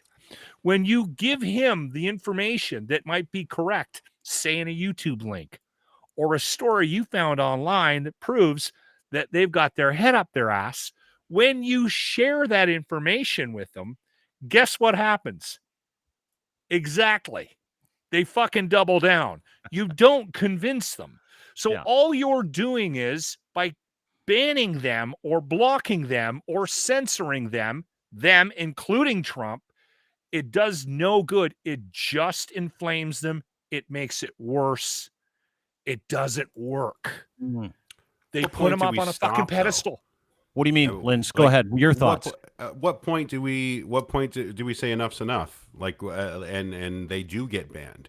Because you can't just let somebody go on there and threaten to murder your family. And I said no. I said there's a line. Okay, there can't be threat. Can't be hate speech. Causing an insurrection. That's not. I understand that, but I didn't think it was a good idea. I understand why people died in that incident. I get that. Yeah. I understand that. I still think it's a bad idea to ban Trump. Mm-hmm. For life. And I don't think Elon Musk can have that platform without having it open. I mean, that's basically what he kind of, said he was going to do when he took it over, right? Or when he was launching to buy it, is that he wanted to make it open and inclusive. I think what he does need to do is flip through on getting rid of the bots, right? These fake accounts that don't actually follow anyone. They're just retweeting and spreading messages aligned with whatever system they want or algorithm they want to go along with, whether it's to fan the flames of an insurrection or otherwise. And I think if he can get rid of those, he'll make some huge headway in what is, Twitter's become, and social media in general, has just become a wasteland of people's opinions that probably should have been kept to themselves all along. And it was, the world was somewhat a better place in some senses when, you didn't have a chance to speak out on everything because you didn't really need to, and you had no one who listened to you because they shouldn't have been listening to you. It's amazing to see how people use social media for whatever it is in terms of their agenda, be it political, be it social or sports or whatnot. Or some people just use it just to feel included in the population, right? I'm a sportscaster. I don't need someone on Facebook to tell me what the score of the game is, but yet people do it. They'll watch the game, and the first thing they think of when the Leafs score is, I've got to get onto Facebook and tell everyone what the score is right now. And to me, that's such an amazing thought process that goes on in people's minds. That okay, I'm doing something.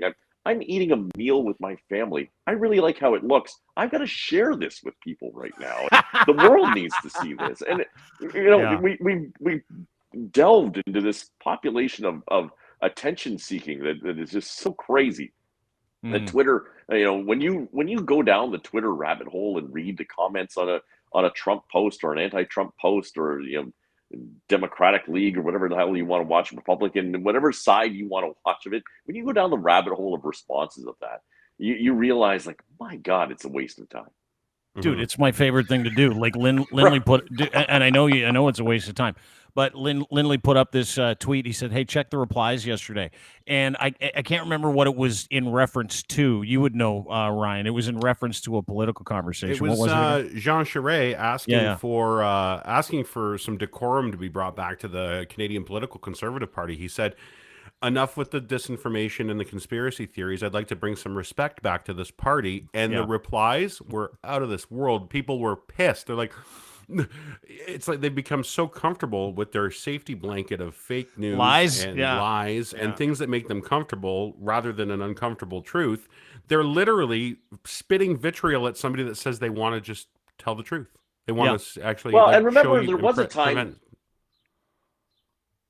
There was a time too when attack ads weren't a thing in Canada. They were only in the States, right? You get a political election coming, and so weird. We would laugh at them. You'd look at them like, the candidates would just be going after each other. That this guy wants to kill your kids, and we'd think it was so funny. And then now the attack ad is a part of political advertising that is just a generally accepted piece of the puzzle for running. And it really kind of started along with those kind of Harper lines that this was how we're going to get elected by saying how bad the other guy is. I don't know. Do you follow your platform? Do you follow Pierre Poilievre? Do you guys follow him? Anybody? I follow him just because of the jokes. Like, I think it's hilarious. I'm like, fuck, I gotta follow this wiener because I just think he's such a fucking wiener. I'm like, I gotta follow this wiener. He is legitimately turning being a wiener into an industry. It's unbelievable. It's the wiener industry. He's cornered the market on being a fucking massive loser. But if you follow him, to your point, that's all it is. Every single tweet is about, you need to be afraid because they're going to take this from you and they're going to take your life away from you. And that's what Twitter's for. It rewards that fear, right? The paranoia, the algorithms reward that stuff. That's not just I know thing. It is. It's his strategy. And I was looking into it. So this guy is literally telling everybody, you need to be afraid for your life if I'm not elected, right? So that's what he's telling people. Trump. And it's the same thing. And then when I look at Elon Musk and he stands in front of the Financial Times in a webinar, he's like, I'm probably going to let Trump back and I'm probably going to get rid of all the permanent bans. I think to myself, so hold it. Who's going to regulate that? Who's going to regulate the truth? Because that's really what it's all about, right? Like, that the fact when the big orange daddy comes back, the first tweet he's going to put out is just a bullshit lie about how he was cornered and thank God for Elon Musk and he pulled the fucking thing out of the fire and this is the real truth. Here comes the real truth. And it's all going to be a lie. And then the confusion sets in again. And I want to bring up something Alex said on the show yesterday, Locke. Alex Daverbekoff, I'm not sure if you know who he is, Mike. We have him on the show from time to time. He's from the Ukraine. He's there as a freedom fighter. He's helping feed people. So we've got a great relationship with him. And he comes on the show every Monday or Tuesday, and we talk about the state of the union in Ukraine and what's going on. And he said something yesterday that fucking floored me. It made me think completely differently about bans on Twitter and this Elon Musk shit.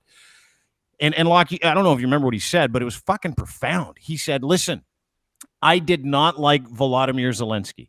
Yeah. I always criticized him. We all did. He had a terrible approval rating. The reason why we're fighting this war and are willing to die is because we want that right. Like, we want to be free to self-determine, but we want that right that you have in Canada. And I thought to myself, oh my God, what are we doing? What are we doing to each other? That is exactly it. What he's saying is, I'm fighting. We are dying for what you guys have, and you're making fun of it over there. You're making fun of the fact that alternative opinions, and Locke, I take issue every time you say Trump just puts out an alternative opinion, or those people like MAGA Nation. It's wrong wording. Yeah. And I apologize. I know he's full of shit. Oh, they're all full of shit. But it comes down to that one thing, right? For me, is like, okay, well, listen, I understand that we're fighting for everybody's right to be able to speak what it is that they want to say, to be able to, the freedom of speech, but there's a point where that freedom of speech, we've seen it kind of cross that line into, I have a right to say, I'm coming to your house to kill you tonight. No, you don't. Not in this country, you don't. Mm-hmm. Not in any country, by and large, you do not have the right to threaten to murder somebody. And what the big thing is everybody's taking the twine of idiocy and they're wrapping around examples like that, and they're saying, well, that's going to happen every day. That's going to happen to you. It's going to happen to me. But have we thought about the right to be able to voice that opinion? Like, not that we're going to murder people, but any opinion that we have that we want to share with people, like Donald Trump has been doing, and that opinion being wrong and natural consequences taking over, where that person then gets ratioed. And it goes back to that one thing, which is it the truth? And then something that Lucky said, which I know we've been talking about, is Elon Musk going to get rid of bots? Because the truth, the lies do not survive if those bots are not around, because those bots get paid to amplify those lies on behalf of the liar. And so I go back to what Alex said yesterday. I'm like, he's kind of right. I don't think we maybe should be banning anybody from fucking anything. I think that we should be allowing people to do it, but actually holding the process of like the tech accountable. Those are my thoughts. But at the same time, the idea of Donald Trump coming back to Twitter grosses me right the fuck out in my core. I'm kind of excited because he was very entertaining. He was funny. He was funny. I will say this. I want to say one thing quickly. There lies the problem. Go ahead. Okay, it's the thing that happened politically, and I remember having fights when I was like 18, 19. I've always been very politically sort of aware. Having fights with my grandmother about Vanderzam in BC, because he was such a tool, and we would have these conversations. There used to be this thing where it wasn't about whether or not it was right, whether or not the news was right or the information was right. It was about an opinion you had about the direction a party went. If you had a certain wiring, you believed certain things, you might have been more conservative leaning. If you weren't conservative leaning, then maybe you were a little bit more less fiscally responsible, and maybe you were a little bit more socially responsible. So now everything politically is down the lines of whether or not that is actually correct information or something happened. The system's fucked and it's broken because of politicians like Donald Trump. I mean, I know that we can blame bots and things like that, but we've got a situation where people are standing up in front of crowds of people and blatantly lying on all sides of politics because they know they can get away with it. I don't know when that fucking started, but dude, hold it. The purpose of those lies, like the purpose of those lies as they tell them, is to take them as a soundbite, put them on social media, and send them to billions of people, and that the algorithm do the work. Is that not it, Rye? It was Nazi Germany started that as the propaganda minister said, you tell a lie enough, people will just start to believe it if you just keep repeating it, right? And what Donald Trump did is think about this, Lachlan. If you were campaigning for something, you would go on a screen and you'd say, I'm not an asshole. I'm not a fucking asshole. These guys are all telling you I'm an asshole. I'm really not an asshole. Guys, I'm not an asshole. They're fucking fake. They're fake news. They're telling stories. They just hate me. They hate me. And this wove itself into the fabric of America, this fake news ideology. And it took off because people, they were already not trustworthy of certain things. The echo chambers got bigger with social media as it expanded. It was literally, it took a guy like Trump to say, Yeah, they're lying. And people went, well, he's on TV. I'll believe him. That's all it is. Well, he's the That's president. That's why we Mike, are. I This is interrupted before you. he was the president. This is when he was a TV was star doing for the fucking whatever the fucking show it was he was on. The Apprentice. Apprentice. Yeah. Well, but that's Trump's MO, right? Is to never show weakness and never show that you're at fault for anything. Never wrong. You're never wrong, right? And so you never admit to any kind of wrong, and it's not. Never I don't know. apologize. In his mind, I don't know if he thinks it's even a lie. I just think he doesn't care whether or not it's true or not. He will never admit to what he's saying being anything but right. You know, Trump is an amazing case. That came right when from it Roger comes to Stone's that, mouth. people, of people who follow him and people who believe him and will trust everything he says because of his position. You know, but it is, you're right, Dean, about the soundbite, and that's why Pierre Poilievre has risen to the state that he has in Canada, is because of the soundbite. To me, he's a great opposition leader, right? Because that's what the opposition is all about. It's about just calling out the mistakes of others. It's very different when you're the leader. You know, I've always said if I was going to write a book about politics, it'd be called The Race to the Middle, because you come out with all of these outlandish ideas to get elected, and then the second you're in there, you realize, oh crap, I can't pull any of this off, and you're right back into the middle again. And it's kind of the way it works for you know, Pierre Poilievre to you know, come out, and he's got these great, you know, hit videos that he gets clips, and he's got great clips in his stand-ups and questions and question period where Sweet he call meme game. out. Oh yeah, Fantastic meme game, and he's very good at that. And you know, in this day and age, those sound clips really help, because you only want the 15 seconds to get onto Twitter and platforms like that, because people will hear that and go, "Man, this guy is smart, and he's calling out exactly what I want to hear." You know, the problem is, as you said, Lachlan, is that, you know, politics should be about fighting with your grandmother about it. It shouldn't be about fighting with your neighbor and fighting with everyone who will possibly listen, and fighting all the time on social media and whatever platform you've got. You know, as Craig Benn, my co-host, says all the time, politics was supposed to be boring. You know, you shouldn't want to be. No one was watching C-SPAN before. Shouldn't be watching it now, right? But for some reason they will, or they won't watch it itself, but they'll watch it on Twitter because oh man, I'm following C-SPAN just to see clips of this crap. Yeah, and they feel like they found a real nugget that no one else found too when it's on Twitter. It's like at 8 million views, and they're like, "Oh my god, guys, guess what I found today?" Fuck, they're feeding it to you. That's the whole idea. Which is why, like, when I look at, like, if Elon Musk is taking over Twitter, if he is, and I do believe that he won't. I think he's going to walk away from it. I think that we're talking about, like, we're talking about a hypothetical of Donald Trump coming back to Twitter because Elon Musk Trump said on he wasn't television coming this back morning. either. And then, well, he will, dude. He's fucking, all he does is lie. Yeah, not coming back. Yeah, right. Platform for followers. Yeah, exactly. That's all it is. But I go back to that one thing, is like he said, like, if you fucking get rid of the bots, we're not having this conversation, right? Because the bots are the ones that enable that amplification because of that algorithm where they're like, oh, outrage? Yes, sir. Let's send this to a whole bunch of people into their timeline so that they can see this stuff, because when they know they love outrage, they know they love lies, they know they love to be able to see crazy, and this is crazy. So the algorithm identifies crazy, then looks at a data point for Lachlan Cross or Mike Luck or Ryan Lindley, and it says, send this to Mike, Ryan, and Lachlan because they'll fucking love it.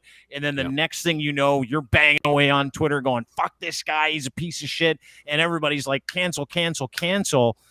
But the bottom line is that if there wasn't that amplification there through the tech, which was indeed engineered by Twitter, and it happens on Facebook and all these other channels, well, again, we're not having this conversation. Donald Trump coming back to Twitter? Sure. I love beating the shit out of guys like that. It's what Donald Trump comes with billions and billions of bots that want to amplify his hate and his shitty message. That's the problem, right? To me, that's the problem. Elon Musk, to his credit, they sent, I can't remember what it was. Starlink. He sent a whole bunch of Starlink shit to, did you see this? Sent a whole bunch of Starlink satellites and uploading equipment down to He did Ukraine. that right away. Like at the beginning of the conflict. I mean, and to his point, some guy in the Russian media sent this to him, and basically the note says, hey, listen, by the way, Elon Musk, we're going to kill you for sending Starlink shit. This is from the Russian, you can't read it because obviously it's in Russian. This is from the Russian government. They said, we're going to kill Elon Musk. So he puts out a tweet. He's like, hey, guys, if I die, just so you know, under circumstances, it was probably them. Just letting you know.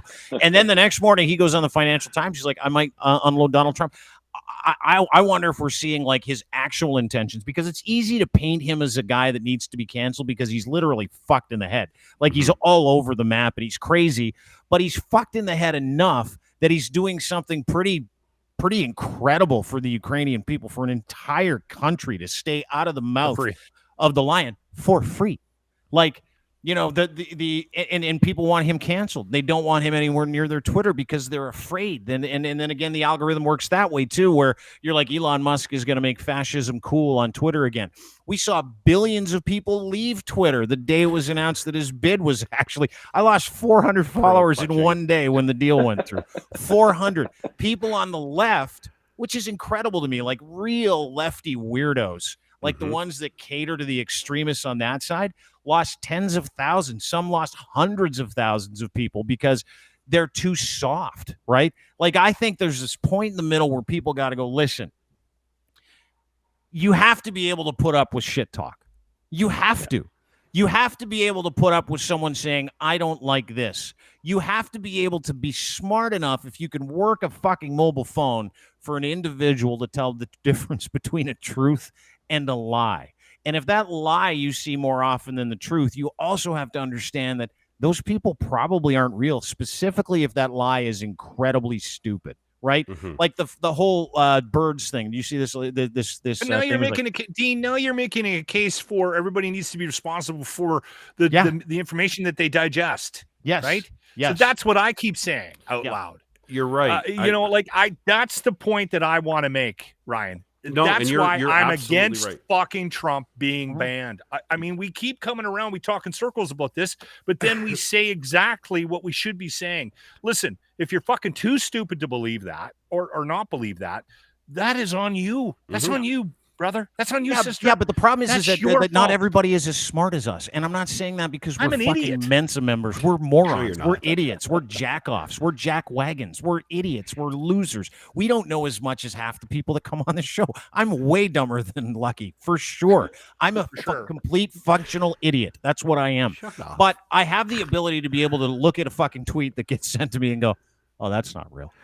And I click it. But you know, as opposed to go, now I'm fucking angry, and I'm because those people are just a little dumber than us. Hard to believe, but it's true. It's not even just dumb. They're just it's so baked in now in a lot of people that it's literally the Kool-Aid. This is a cult mentality that we're seeing, and it's spreading up here. It's that Christo-fascist nationalism that just is, and it's been a conservative tactic for decades, is to scare people into voting for them. And it's like the liberals are coming to take your guns. They've been telling us that since the 70s. I still have my guns. They were telling them that before I even was born, that threat was there, that liberals are going to take when I'm born, and then I turn 18, they're going to take my guns when I'm 18. I still have them. But they realize that it works. It gets people mad and screaming about the libs coming to take your guns. Yeah, they're not. They're making me wear a fucking seatbelt though too. Yeah, those fucking liberals. I think this is somewhat. Hopefully, I think this is somewhat age related, and that it has a lifespan to it. The fact that we've got this amazing technology that can teach us everything, and yet it makes us more stupid because we believe everything that we read on it. But the problem is that we were taught when the internet came out that it was a source of information, that this was going to be our new source of information. We're not going to have to know the Dewey Decimal System and go look through an encyclopedia anymore. It's all on the internet. So people were trained to believe that things on the internet were true, and that this is an information source. Hopefully the next generation, we can teach our kids that this is not the case anymore. Right? They're fucked. Instead, the internet is a source of dance videos on TikTok, and that's what they will use the internet for, and that's what they do now. And hopefully they will learn. Our job now is to say, okay, well, not everything on there is what is to be believed, and you have to understand that and realize that there are some people who are way too far gone in thinking that everything they read online, and even memes, it doesn't have to be political. People will look at a meme and think, man, that's that science. Fact that the Leafs won the Stanley Cup last year. All right, perfect. I agree, and I must have missed it. It was a pandemic. I wasn't paying attention, but it's on the internet. It must be true. Yeah. It's funny too, because so many people use the internet for like nefarious purposes, and I'm still stuck in that phase of using the internet to find stories about guys who grow dicks on their arms and stuff like that. Like that's that'll never go away. And boobs. Like it's like I'm still stuck at like to the point where today I was excited about. The two things that really took me by surprise. Two things took me by surprise today. One was a story which we're going to get to in just a second about a guy who grew a wiener on his arm because he wants to date Kate Beckinsale. No, hold on. No. Hang on. I'm not done though. We got that story coming up. But the other thing, again, this is what I use the internet for. While everybody is using it to sow nefarious, circumstances, while people are using it to tear down governments, while people are using it to arrange for convoys that head to Ottawa to hang prime ministers, I use it for this express purpose of finding guys that can do songs with their assholes while they're taking a dump. Another one bites the dust. Another one bites the dust. Another one. Another one. Another one bites the dust. That's awesome. We lost Mike. I'm still stuck in that. I'm still stuck in like, this is what the internet is to me. Like everybody thinks like, well, the internet, you got to get on the internet, and what you got to sow some discord in this country. We're going to buy that guy's got talent. I got no time for that. You know what I got time for? This. Another one bites the dust. Another one bites the dust. Another one. Another one. Another one bites the dust. He's got his wife in there recording it too. That's the fucking power move. Honey, get in here. Come in here. And we're of course, at the mall. John, we're at the mall. I don't want to do this now. Honey, you have to. But I just had a Cinnabon. It's going to work. Trust me. Yeah, dude. But the one internet story that I love today, like again, you guys can use it for coups in different countries if you like. You can use it to pass on disinformation / misinformation. I want the internet for stories about guys like Malcolm. Now, my boy Malcolm here. Have you guys heard about Malcolm? Malcolm McDonald? I have. I heard about him this morning. Malcolm McDonald is, I mean, you can make fun of him. I call this guy a survivor. Now, here's why I call him warrior. Because about 6 years ago, our boy Malcolm here, who was working as a mechanic, had his dick fall off. Rare blood disease. He had an infection. On his gooch. Gooch. Okay. Gooch infection. And it fell right off. Yep. And he didn't go get it checked. He's like, I'm sure it'll go away. It didn't. Not only did it not go away, just his dick went away. I just put some lemon juice on it. His entire dick fell off. Here's the story. Yeah. This is from New York Post. McDonald's extraordinary story began in 2010 when his penis, quote, just dropped off onto the floor after he suffered an infection in his perineum. What is the perineum, fellas? That's the taint, the gooch, the kazif. The kazif, it wasn't there, your guts would fall out.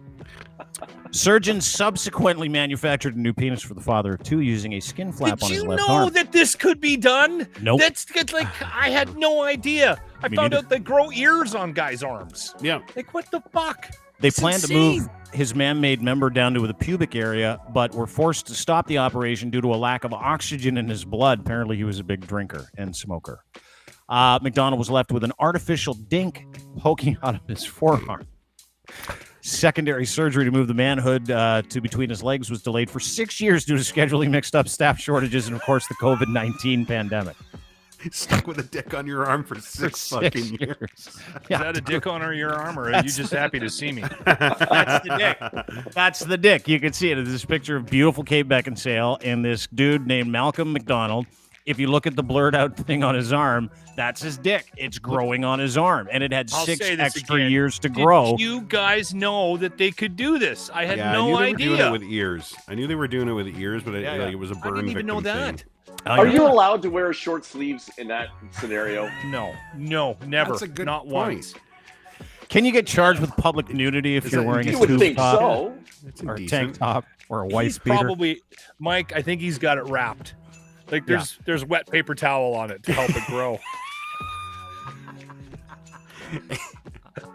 Can you pick where it can grow? Like, did it have to be Doctor right there said. on Well, his arm? I did some research on it. By research, I mean here I took a picture of the story with the actual meme. Man grew penis on his arm. Here's what they do: the skin and the muscle was taken from the left arm and the vein in the right leg. The skin was wrapped around the vein into a tube. Doctors then molded the flesh into the shape of a penis, which was attached to the arm, as you can see it, and it hung freely there for 12 years. When fully formed, He's got Yeah. a pump in there too. This is Yeah. about the pump. yeah. So what happens is knew that inside the there was new penis is a penile implant. This is comprised of saline reservoir, a cylinder that runs along the length of the dick, and a pump that releases a valve that's inside the scrot. So your scrotum is the pump. And on the outside, you got this squeezy thing which you Makes pump up, like you're pumping up an air tire in your car. You can pump your dick up. The implant allows the user to pump the saline fluid that is kept in the reservoir into the cylinder. Once fully pumped, the penis will be hard enough for sexual intercourse. That's how they do it, boys. That's how they do it. I thought it was an external pump. No, right? Like something it that is. you have on the floor to pump up a mattress, Like an air mattress? Yeah. That's foreplay. That's foreplay. I'll be in a few minutes. Honey, can you get me? Tina, hang on. Don't go anywhere. I think I got a leak. Have you got any glue? Patch? Is there a patch kit? You got a patch kit. I think you got to put your finger over the tip of the wiener too, the hole at the end, the ureter. You got to put your finger on it and pump it up. Yeah, then you let That's it go. why it's not getting bigger. That's right. Set out the wiener. Oh, I there just we can't go. believe you had it on there for that many years. while 12 it was years just he had a waiting dick for on it. his Here's arm. dick on his 12 arm. There's a Does show. it work? There's a I TV mean, if show it works about to him. get Kate Beckinsale, everyone's going to want one of these. Well, things. here's the skinny here, bud. I don't know if it works, but he shot his fucking shot from the top of the fucking arena yesterday. Where to him. she commented to him, this is like 3 days ago, Kate Beckinsale, the 5.3 million followers, quite possibly, like if you said to me, Dean, you got to pick one woman to go to a desert island with, who would it be? It would probably be Kate Beckinsale. She's that much of a unicorn in my mind. She's I'll fight you full for on that, unicorn. Yeah. So, Ah. 48 years old, still looks 25, and she is apparently very aggressive. Dude, she fucked Pete Davidson. This guy has a shot. Like, He has a seriously. taint in his elbow. Yeah. So she's surfing for news, she says, and she's like literally scouring news. This is her Instagram post, scouring news. It doesn't make me want to jump out of the window. Maybe I won't date her. Maybe I will, but I just don't want to hang out with her that long if she's thinking about jumping out of windows. Let's get into This man again. said, quote, "It's not every day if you see a man with a penis on his arm. Of course I see the funny side." Then Kate says, of course he's from the UK. Of course he's done a photo shoot down the wreck with a willy hanging out of his sleeve. I feel momentarily better. God bless you, Malcolm. So Malcolm, for his fucking to his credit, he's like, I'll shoot that shot. And what he did was he said, Kate, I'd like to take you to my local boozer. I'd like to get, this is what he said, like you take it to my local boozer, and I'd like to take this dink for a ride if you're interested. She has Give yet this to thing a respond. run. Let's give this thing. Can let's you try put it that out. headline back up again? I love that headline. Put that photo shoot up. Malcolm McDonald, 47, was horrified when his penis fell off back in 2010. Because he. Remember when I said it only smells that way when I rub it? I'll bet you it smelled that way when he rubbed it. And he didn't realize. Do you think it just like he was having a shower and he was, I don't know. and it just went and fell onto the floor of the tub? Or do you think he was giving it a little pull and she popped off? Well, he Like, said, I want to know that. Yeah. for what it's worth, I wrote a story about this a year ago because this is when the story broke, right? And I do remember Pun details of the story being his testicles and his wiener had turned like darker colors, like black. Yeah, Right. I could see that. There's going to Okay. be a green, like a dark Hold the green. jokes. Yeah, hold the jokes about the black wieners. Okay. Can we? I got a story for Mike. Hold the if my turn black, I would keep it too. You can hold that joke. You can hold all the racist jokes. No, I want to ask Mike something. Finish your story, but I need to ask Mike this because I legitimately have a real story about this. Okay. And why am I Mike sweating? Why am I sweating? Yeah. Mike is a man of color, and I want his opinion on this. Yeah, okay? Remember. Yeah, but dude, it's okay. Just remember, don't be James when you ask the question. I won't. All right. That sales guy conversation. Keep that in mind. Mm-hmm. And also keep in mind, Mike's my friend, and he works, and he calls NHL games. So let's not try to fuck up his whole career before it starts. No. He just has to respond with. He just has to give me his opinion. All right. Okay? Anyway, back to Kate Beckinsale. Her reps have not responded. However, I read a report today that said her reps are considering responding, and she would love to help Malcolm out. When asked about the sex, she said, I would love to meet him and have a drink with him. That's pretty much He it. wants to go arm in arm with her. It's not, real full on. Nice. He wants to test out that mattress pump. He got Okay, the so there plug-in is a one. story, and this is a legitimate story. And when I brought this up last time, Dean, you Googled it, and you went, oh, my God, it is true. So there was a man of color down in the States, and he had a similar situation that Malcolm had, where he got a rare blood disease, or he got sick, and his penis fell off. So he was on the transplant list for a new dinger. So the doctor calls him up and goes, hey, whatever his name is, Larry, we'll give him Larry. You got to get down here. We got a penis on ice. We can put this damn thing on today. Are you ready? So he's like, yes, honey, start the car. We're going to the hospital. They found me a dick. We got a He penis goes on down ice. there. He gets down to the hospital to get his dick put on. Man of color. Yeah. And it's a white guy's dick. And he's like, oh, damn it. I've been waiting for years. Does it anyway. It's working. The transplant is successful. So this is a black man with a white man's penis. He was reported to be looking into getting it tattooed to color it matching him because he's like a darker guy and he's got a white man's dick. It must have looked so weird. So anyway, we were talking about the reverse of that. If you're a white guy and your dick falls off and your transplant recipient is black and you get a black man's penis, do you keep it? And I was like, yes, absolutely I do. But if you're Why do a I black instantly man and regret you get a this? white man's penis, do you want, is that okay? And I'm thinking, no. What's the question? Is it okay to have a white man's penis? Well, why can't you white guy- ask everybody on the panel if they had a different colored penis after a I'm transplant? getting to Mike first. We're getting to Mike. Listen. You got the wrong colored penis. Are you okay with it? You know when you're driving down the road and you'll see a car and it's obviously had the hood replaced and they didn't bother to match the colors on it and how ridiculous that looks when that happens. Or you got a guy who's just like at the side door of a Dodge Neon that's like green on his white car and you think, oh man, that looks so cheap.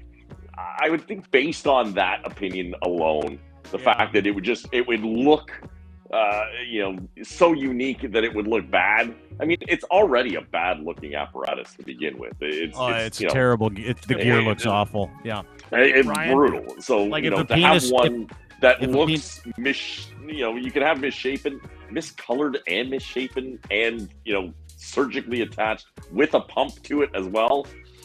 There's a lot going on there. Yeah, that's a lot going on. I love how Lucky took it out of the racial arena. Thank you, by the way, because Locke fucked it all up right at the start. What do you mean? Took it out of the racial arena, It could and he's be like, a Chinese guy's and dick. he's like, do I want a Chinese guy's dick? well, I'd take a Chinese let's go guy's further dick, down too. the hole. Can we back that right up and just take the Chinese guy's dick right out of the equation? I mean, because now we're in a I don't want to terrible leave area. on this note because it looks bad. Because it's like I'm totally pulling a parachute on this conversation.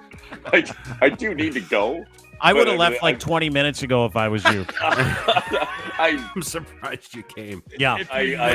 You never stay I had around to for the drop last out, and 20 then it minutes came at back. least. Yeah. No, but I appreciate the time you did give us, Lucky. Like, I really do, because I love you, man. Like, you're one of those guys, when I see you, I'm like, get in tight. Let's hug it out. Let's have a look. Let's go for a golf match so I can kick your ass again. Like, that kind of stuff. Listen, Dean, I'm always available to you. This is you talk about the dream of calling NHL games. When I got into radio, the dream was to be Dean Blundell at one point. He was a mentor, a guy I looked up to. And then I realized I didn't want to be bitter all the time. It's very, very difficult. I often tell people in radio, and there's a lot of acting that goes on in this business. That not every day you're happy and excited to be there. And, hey, it's great to be. Dean never acted once, because I don't think he was ever excited to be there.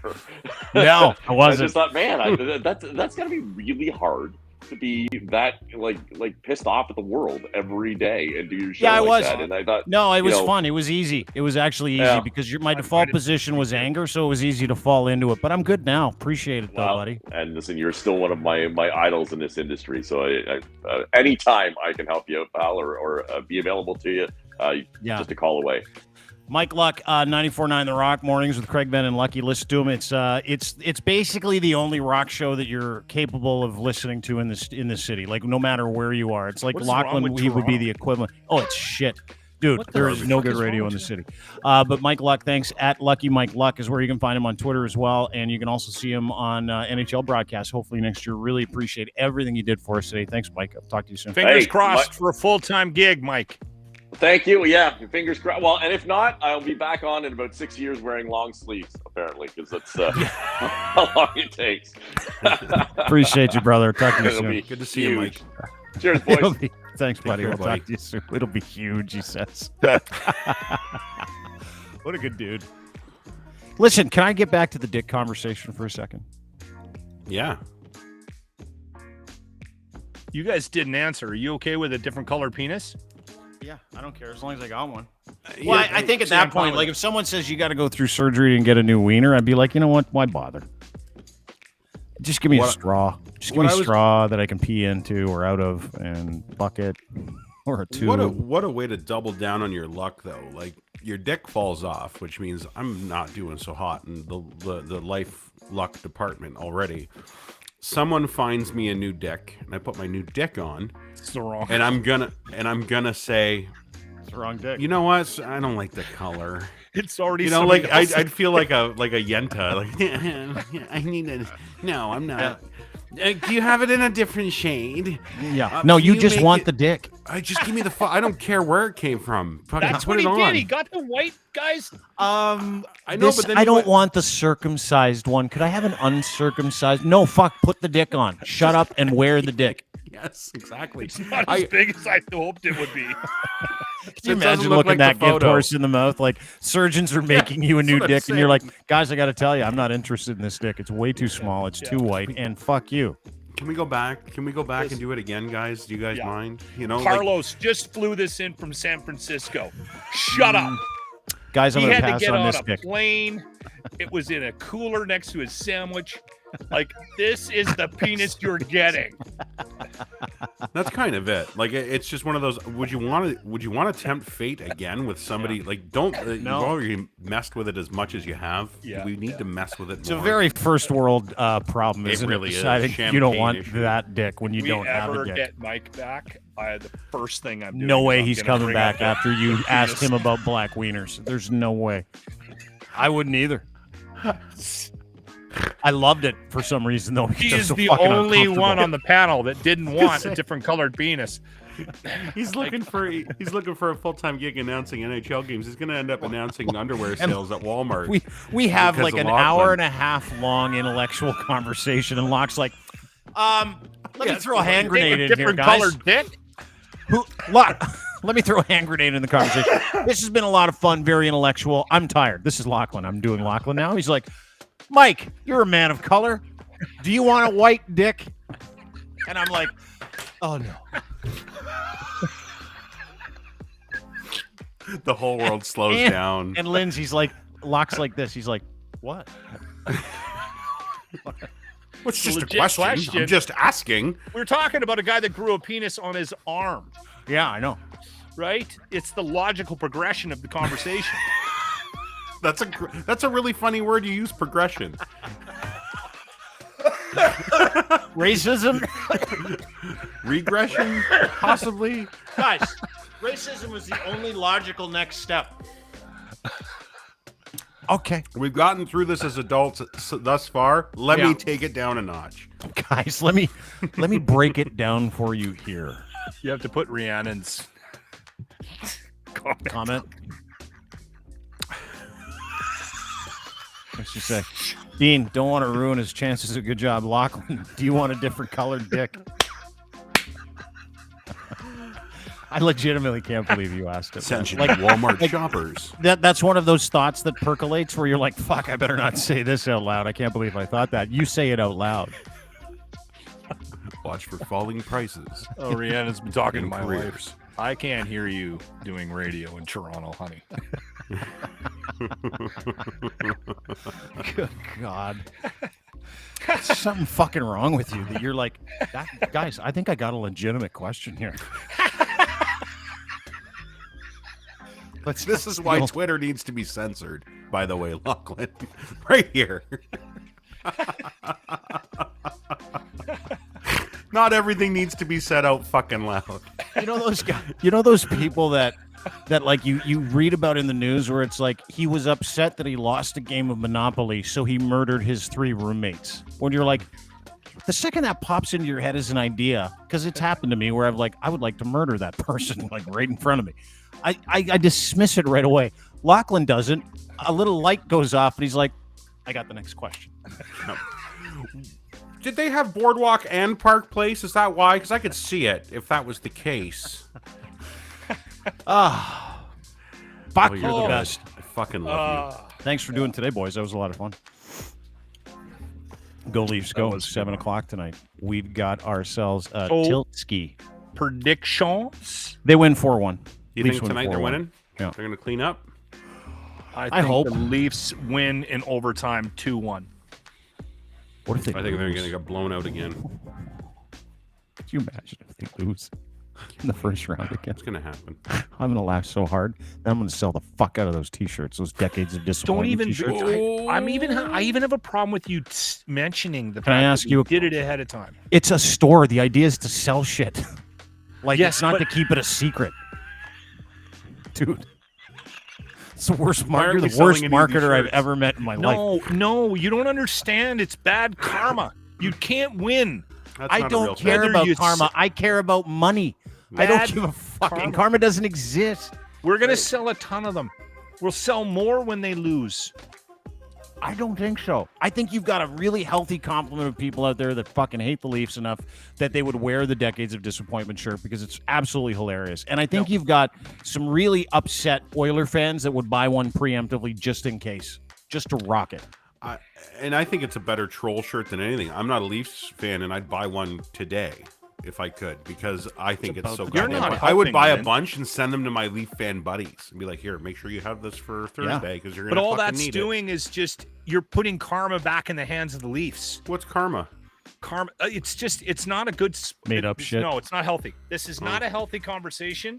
This is not a It healthy. might make baby Jesus cry, or You know what's amazing is this isn't a healthy conversation, but 15 minutes ago, asking a black guy what he would do with a white dick if he had to get one, that was healthy. I think that's a legitimate healthy. question. I would keep a black penis or a yellow penis. If I got a different color one, I would totally keep that penis. Green? Did you just say yellow? Well, you know what I'm saying. I would keep a Jaundice. different colored penis. Unfortunately, I do. Is yours that? Can you hit that end different color? broadcast right now? That'd be great. We'll do the plugs twice tomorrow. I don't Dean, think there's is a your- client that we have that would love to have their name attached to this podcast. Is your unit a different color? No, same color. Okay. Same color Right as my now? whole body. Yeah. Mine right is now. too, fairly. Well, I mean, when yeah, it- because it's part of your body. You don't just have like discolored some guys are portion- two-tone, and it's theirs. like a station wagon. What? Yeah, right. Like a Woody. How much A porn Woody do you wagon? guys watch? I watch a tremendous amount of porn. I've seen some yes. two-toners out there. That could be discolored by disease, though, right? Or some sort of malady. Chafing, we'll call it overuse, yeah. chafing. Yeah. Syphilis. We're not talking red. I'm talking a different color, like an aggressively different color. Like an aggressive brown on a white man. Yeah. Yeah. Yeah, that just means you had it somewhere you shouldn't prior to taking a Like picture a of it. station wagon. Did your dick look like a station wagon? It's the number 2 podcast in all of Canada, ladies and gentlemen. The News. Dean Blundell Show. News. We didn't talk about news news once. podcast. No, we talked about Elon Musk for a bit. That was news. Other than that, So we was the talked dick- about Dick arm was news. the dick arm was news, but not a lot of people are leading with that on the 6 o'clock news this evening. That's True. my point, right? Even Hard though they hitting. more people would watch the news if at like 11 o'clock, Lisa LaFlamme on CTV or Wolf Blitzer came on and said, tonight, Do it. tonight, Malcolm wants to bang Kate and he's got a new dick on his arm to prove it. Forget the insurrection. Forget Elon Musk. I want every news station in the world to lead with Malcolm McDonald's story of forlorn love and his arm dick. It's not even that impressive, even through the blur. It's Like 10 you- inches erect. See, here's You here's don't where the have dude- any idea what a pump can do. Clearly, yes. Ryan. Here's the ticket. This is the incredible part. Is that Tina, hang on. because it was on. When you're done, can you do the mattress, the blow up mattress, and the dinghy? And the dinghy? Sure, babe. Just let me haul my dick out. And when My they're magic camping- penis pump. When dick. they're camping, they can use the thing that you plug into the light socket. Yeah. Auxiliary power. Yeah, just like Yeah. the battery powered one. Takes no time at all, and it's way easier than Made by like foreplay, Coleman. right? Yeah, it's a lot less work. Yeah, it's a lot less dicking around, if you will. Anyway, I feel like we've done some great work here. Thanks, guys. Glad you feel that way. Well, I feel like I've done great work. I feel like, Ryan, you slid in here for some great work. I feel like Lachlan took this and drilled it right into the shitter as hard as he could at least twice. And you know what? I'm here for it because I Mountainside. love to see what happens after this. Twitter's going to be fun tonight. Thank you, Lachlan. You're welcome. Just a quick Do a note. quick Dean quick note to Blundell Chris. show Twitter poll. Should we? Would you keep Should a we- different colored dick? You're still there, right? It's actually not a bad idea. Before we go, I do want to remind everybody the Dean Blundell Show page is up and running, and you can get your Fuck Poodler merchandise. That helps out all- Alex, by the way. Yeah, all the money that we raise from this goes to Alex David-Bekoff, who's buying diapers for Ukrainian babies, and he's feeding frontline soldiers with it. And we sent him $5,000 the other day, and we'd love to do it again. So if you go to Send him deanblundell.com, $5,000 US, which is 6,700. it's a kick in the stones, is it, when you transfer that to USD? Yeah. But get the Fuck Poodler merchandise. You can also not just get the merch, you can also donate. If you go to the donate to Alex in Ukraine, any amount of money that you like. You can also get some stickers, you can get shirts, you can get flags, men, women's, you get different colors. So if you can do that, great. We'd love for you to donate, love for you to buy a shirt, love for you to get a sticker, love for you to get something out of it as like a little show of solidarity for our friend Alex, who's doing his very best, who's going to be back with us on Monday. So go to the shop. We'd really, really appreciate that. Thanks, boys. Really appreciate you being here today. That was Thanks a for lot of having me, fun. guys. Oh, Gee, yeah. also, we've got Those- these on the store. Those are nice. These are pretty fucking hot. They are pretty cool. John, Beatles Jack, Mitch, rip-off? Austin shirts. Yeah. Totally ripped it off the Beatles. Yeah. Saw a Beatles shirt like this. I'm like, yeah, let's do one for the Leafs. So you can do that. And you can also go get an Oilers version of that. Leon, Tyler, Darnell, and Connor. Weird that I don't see Cody Ceci on here. Why? Old Fine. CC. I like his play right now. He's okay. He's doing well. All right. What's that? CC's playing well right now. He's gonna have a good night tonight. He He's was gonna a Leaf. bounce He back night. Sucked. Anyway. So, yeah, go to the shop, donate to Alex if you got some other gear, including the GFY gear. We've got Ryan's stuff up there, Sheeple Shepherd. We've got Ours all all of our goes shows. to Alex as well.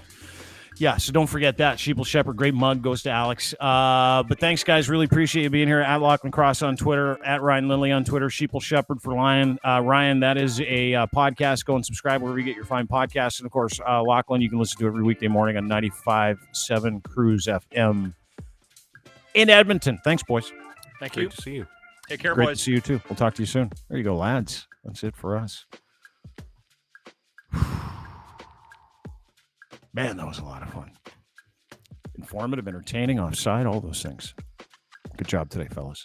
Have a great day. Don't forget, you can find us at deanblundell.com as long as our sponsors are there as well, including Easy Auto Financial, making it easy for you to get into a car. Easy Auto Financial gets you financing, and you don't have to pay for it. Bad credit, good credit, no credit, they do not care. They get the job done.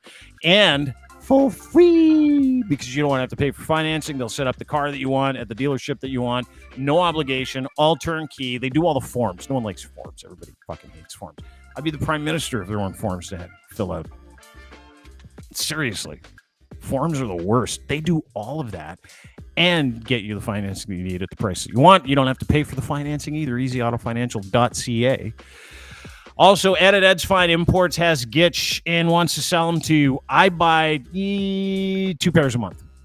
Rotate them out, maybe every 2 months. You should do the same thing. Boxer briefs, pouch in the front, luxury underwear. You will never go wrong with these guys. You know how personal the Gitch experience is, right? You don't want a pair of bad underwear that leak and stuff falls out. And you're always adjusting. You never have to adjust because your stuff has a home. It's the pouch in the front from edsfineimports.com. Order them today. Use promo code GITCH3. You'll send you a new pair for free. Isn't that nice? I think it's nice. And, of course, our friends at Domination. Dominate with your content by using domination.com, DMNTN.com. It's AI for people that do promos, software that help you do your podcast and the promos for your podcast. Gamers, streamers, you will love it. Try it for free today. You take like one file, so one show, you feed it into this AI software, it kicks back like 72 pieces of content, 15 seconds, 30 seconds, 40 seconds, 60, 90, 2 minutes, micro features, big features. You can have a 3-minute feature. It doesn't matter. It does everything for you. It's crazy. Like literally the craziest tech you'll ever experience. If you're into production and producing video, audio, and real professional quality stuff, and you want to save like hours of your day, DMNTN.com. Try them for free today. Have a great day, everybody. Thanks so much for being part of the show. Really appreciate it. See you tomorrow on this very program, right around 3 o'clock. Bye.